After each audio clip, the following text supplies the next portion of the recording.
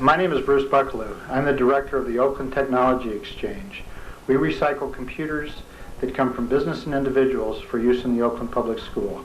Each year, students from the Computer Science and Technology Academy at Oakland Tech recycle over 1,000 computers for classrooms and labs, and another 200 computers for students to take home or take on to college. The Oakland Public School currently relies on the Oakland Technology Exchange for over half of the computers that are placed in classrooms in Oakland. The three segments that you'll see on this tape include one that ran on MSNBC Wired Magazine in November of 1996, another that ran on CNET Central in March of 1997, and finally a piece that ran on CNN in December of 1997. It'll give you a feel of what it's like in the Oakland Technology Exchange, and I'll be back at the end with a few more comments. Thank you for your interest. Welcome to the part of the show dedicated to people who are making a difference in our home computing universe. Look at this computer. Beautiful, is it not? Top of the line, new, all the bells and whistles, but someday this miracle of modern technology could be covered in gunk at a garbage dump.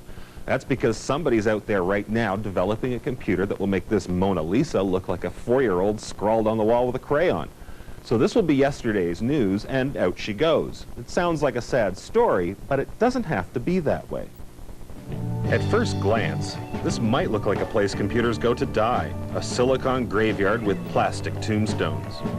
But that impression couldn't be more wrong. This is a place where computers come to be reborn. It's Oakland Technical High School in Oakland, California. Every school day at 3:30, students pile into this room at the back of the school, a room which until a few years ago was filled with garbage. The students will clean the monitors, replace cards, and rebuild machines deemed useless by businesses and home users. The computers will be placed in classrooms, not just in this school, but throughout the entire Board of Education.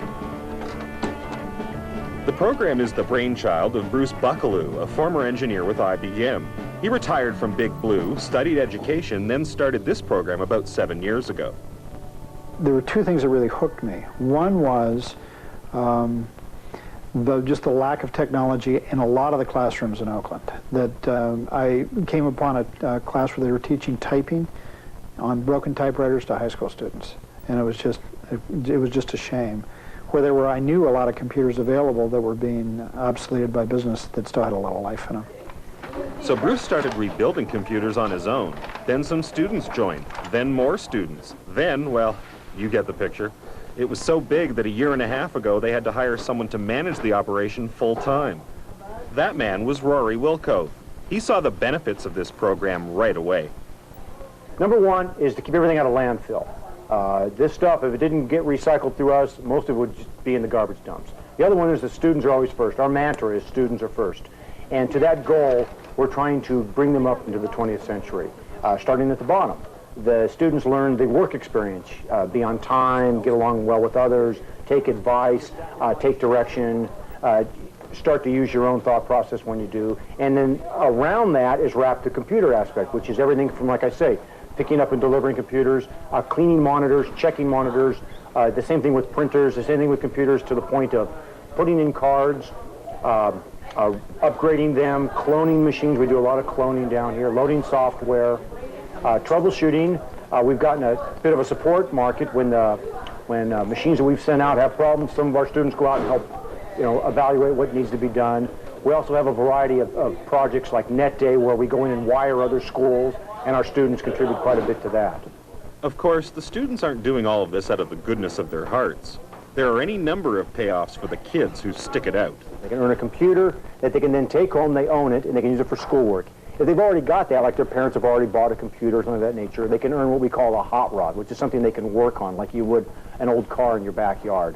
They can also use their hours for community service. All high school students need to do community service, and as such, they can apply those hours to it. Assuming that they complete that program correctly and there are projects for them to be done, they can then be eligible to be paid. So what reward do you think the kids like best? Gotta get paid for it. They learn fast, and it shows in the success of the program. From the slim pickings of sparse computers and broken typewriters 7 years ago, Oakland Tech now boasts some impressive hardware. We have internet computers in every classroom. We have several internet capable labs. We have a state-of-the-art AutoCAD lab that's as good as any engineering school in the country, where they do advanced AutoCAD graphics. So the program is doing well. They're providing a useful service, basically creating something from nothing. But this is just the beginning. Bruce has bigger plans for this project. We plan to be a kind of a total systems provider, just like IBM. We manufacture and ship products. There's a whole range of services that we're going to be able to provide, that we can form companies of students to go out and maintain the computers in the schools. There will never be enough adults, and we'll never be able to afford the adults to maintain the computers in the schools. So the students go from being the problem to being the solutions. I would like to make you an associate tech. Yeah. I think you know, here, walk over here. I think you know how to do all of that stuff. But there are still rewards in this program beyond putting computers in classrooms and money in pockets. But they're all more serious about what they do. I think it helps them mature, and I've watched students that we were losing as students that now are heading to the forefront of their classes. And I think that this program has a lot to do with that. It's given them a purpose beyond just the getting up in the morning and going to class. That may be the most important contribution this program makes to a tough inner-city school located in a tough American city. Kids they just weren't getting a fair shake. I mean, they didn't realize what a not fair shake they were getting when it came to competing with their suburban counterparts who had, well, the statistic I've seen here is that 85% of suburban kids have computers at home. 15% of urban kids have computers at home.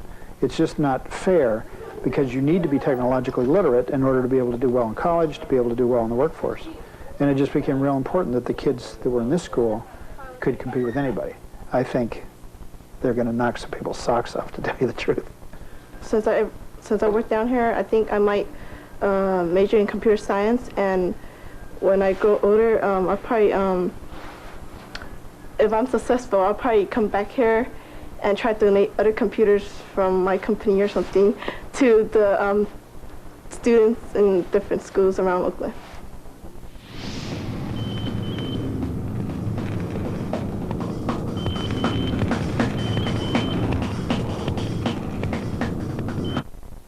CDs, floppies, and boxes aren't the only things being recycled these days. Retired IBM engineer Bruce Buckalow has taken the concept a step further.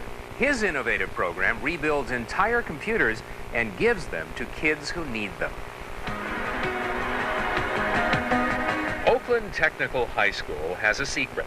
Deep beneath the classrooms is a chamber few people know about.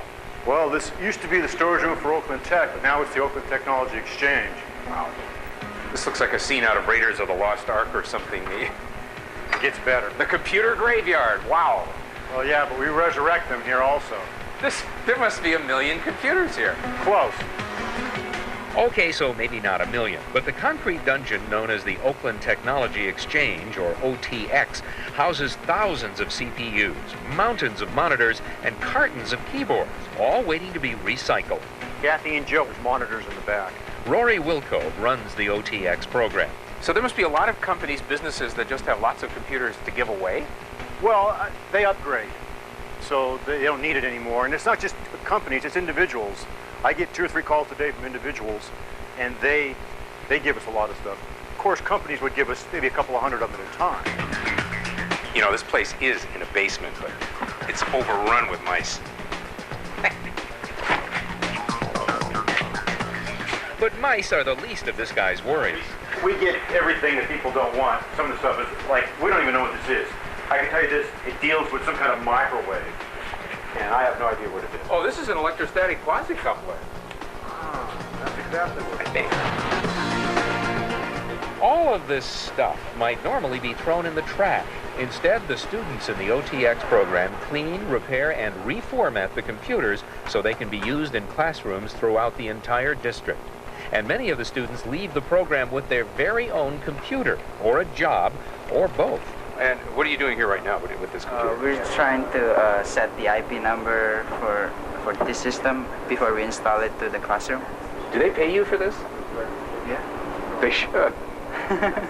How tough would it be for these kids to find computers if it weren't for the program? Well, you know, we're in a low-income area, so it would be next to impossible for these kids. What they do is they earn a computer working down here. So every hour they put in here is towards a computer, and then when they reach a certain amount of hours, they can then start to earn printers and modems, and some of these kids have built tremendous systems. Wilcove says with a lot of hard work, anyone can start a recycling program, as long as they remember two things. One thing I would always say is, number one, students come first, and number two, never say no.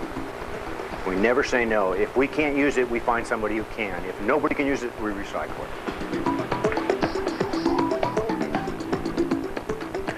You know what this place looks like? Remember, Gina, from the last scene in Raiders of the Lost Ark, where the guy's carting off that crate into this huge warehouse? All the stuff? It's bigger than that. I never even saw every corner of this joint. It's just astounding. Each year, OTX puts more than 1,000 computers into classrooms and 200 into homes. You can find out more information about the program at our website, cnet.com. Put it in. On any given day, retired IBM engineer Bruce Buckaloo can be found in the basement of this high school, teaching students how to repair old computers. So what I want to do is take it apart, install a network card, configure the network card, install a network card, and then test it on our network to make sure that it boots. Well, what do you know? It's working. Amazing. 5 years ago, Buckaloo started the Oakland Technology Exchange, a program that recycles old computers and places them throughout the Oakland, California school district. I'm a recycler or a scrounger, I guess, by upbringing. That when I got started, someone said, "We have a bunch of computers. Does anybody want them, or we're going to throw them in the dumpster?" So I took my truck over and kind of couldn't believe what I saw, that they were calling obsolete. Buckaloo says what they were calling obsolete are proving to be excellent teaching tools. They have an opportunity here to work on every manufacturer's computer made, which is a richer environment in a lot of ways than a business that, for reasons of good business, standardize it to make it simple. Here it's not simple. You may be working on a Compaq and learning its peculiarities, or an AST, but what you're really learning is how to approach a system, figure it out, get it to work, and then approach a different system. After Buckaloo gives the students a little instruction, they're on their own to test what works and what doesn't. This is no lecture class. Oh, I think it's great because, I can really improve on my skills of on repairing them. My dad, he's a computer analyst, and when I was really young, he used to bring home different computers and stuff, and he'd show me what it was like fixing them and stuff, and I've always liked working with the electronics. The repair work is strictly a volunteer after-school program, and quite a bit different than the students thought it would be. I thought we were gonna type, but then we started opening them and seeing the parts and how to turn them on, how to connect them, and that was good. LPT2. No, it's LPT1 because it worked with the other ones. And students say they are learning a lot. For example, how to set up the printers, how to test them, which ports are the right ports, just today when he showed us how to install network cards, I know how to install network cards now. Most of these students are part of the high school's Computer Academy, a school within a school which prepares students for careers in the high-tech industry. I do want a career in computers. I'm thinking about computer science or computer engineering to major in college or something. And I joined the academy because, I wanted to learn more about it and I'm interested in it. Mostly in the future, you're going to have to use computers for almost every job you have. So I think if I start now, then I'm going to have an advantage from the other people. Yeah, by the time it was done, it's pretty good. Just needs a little exercise. Just needs a little exercise. Today, the students are testing printers, monitors, and computers. But that's only the first step of this project. Next, they'll put 15 complete units together and install them in the school's library writing center. The ones they replace will then be upgraded for the internet and placed in 10 classrooms. Our goal this year, and I think it's a modest or accomplishable goal, is to put 1,000 computers out of this center into Oakland Public Schools. Next year, I don't know. I think we could double that. Are we getting video? It might seem like an incredible task, but Buckaloo says that's why he volunteers his time. He says providing students access to computers is just as important as helping them develop the technical skills to repair them. You got to know this stuff now in order to be competitive in the next century. I mean, that's just the deal. And there's a division that says those that have access are going to have more knowledge than those that don't have access. Every student in this school is going to have access. We want people to know where it came from, but we don't want to overwhelm them. 300 computers have already been recycled and placed in classrooms, and another 200 have been given to the students who are repairing the computers and to those graduating and going off to college. At one point I realized that since technology basically turns over every 2 years right now, that the supply to a program like this is infinite. We're not competing with any other recyclers. There's enough for them to do and for us to do. One look around Oakland Tech's computer warehouse, and that becomes evident.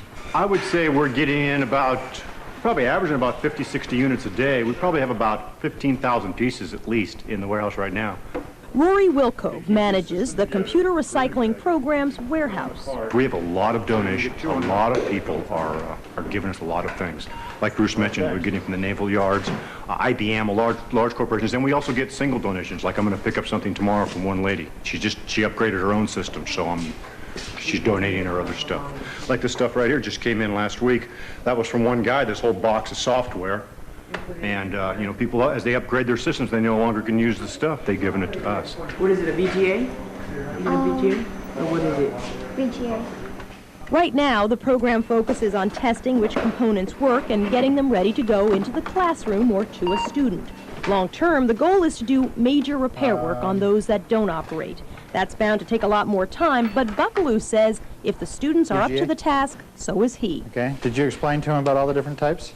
Well, over here we have... Okay. I enjoy the students a lot. I mean, they're great. I really like this school a lot. Students are, you know, I've said this before, but it's like the students here are, they're appreciative of the opportunity. They work hard. They're appreciative of the work I do. You know, they say thanks. The students here, I'd put my money on the students coming out of the school for the future. They're going to be ready to compete a lot of levels. Thanks for watching this program all the way to the end. You may have noticed a couple of things. One was that the warehouse has gotten a lot neater. We have about 20 students working now downstairs, and we're about to hire a lot more. We've had our first promotions in January of 1998, and we continue to thank our many contributors. Our big corporate contributors include PeopleSoft, Clorox, University of California, the Oakland Army Base, Rent-A-Computer, and too many other companies for me to remember. I would also like to thank our financial contributors. You make it happen. All the money that you contribute goes directly to students, either in the form of scholarships or pay for their work. So again, thanks for watching, and we look forward to your continued support. Thank you.